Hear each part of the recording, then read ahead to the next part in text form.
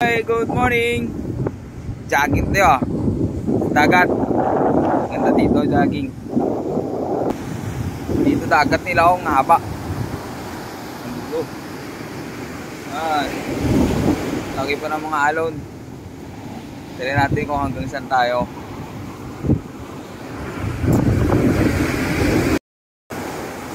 Yan, ito tayo doon, no? Medyo pa high tide. Okay, dito na tayo sa may dulo banda. Ilog. Yan, ilog. Yan. Ayos dito. Yan, ilog.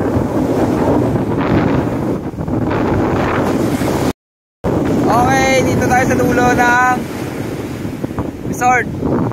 Isang resort pa yan, ilog. Ilog. Wow, ganda oh. Dagat. Ilaw.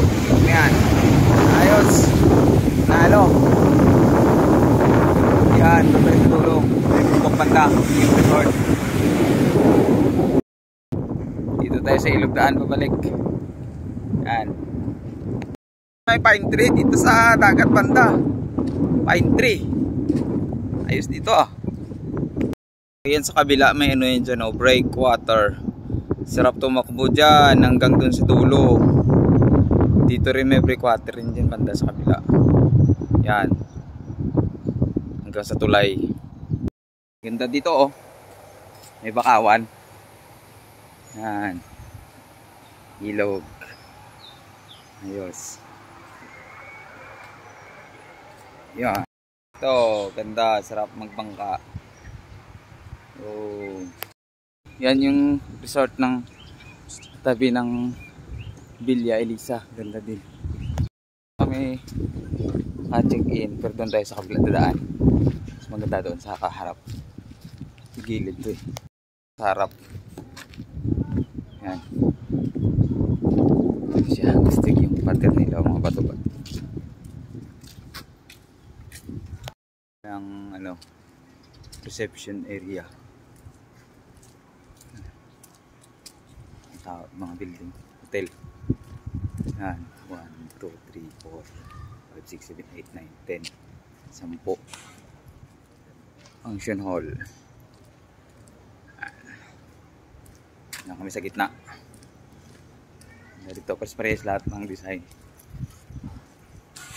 Yung nakaharap sa beach may pool sa likod. Isa-isa. Tatlo na yan. Alog. Okay. TV sila 1.5 isang oras. Yan natin ako niya. Yan. Sa likod. Yan.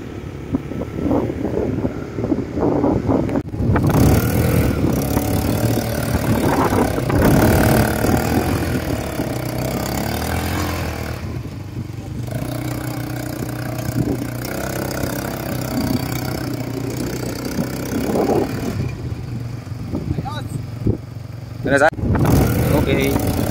Yan. Dahil mahal yan ang ano dyan, ang bayad 1.5 per hour.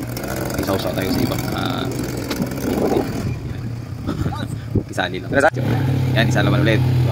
Yan. Ikot na. Hindi naman nila makaya ubusin 1 hour. Yan. Kami din. So, dyan lang yan sa vicinity kasi ng ano ng resort, pero malapad ng resort. Ayos. First time ko mag-drive ng ATV, all-terrain vehicle. Ganda yan. Off-road. Pagkakura.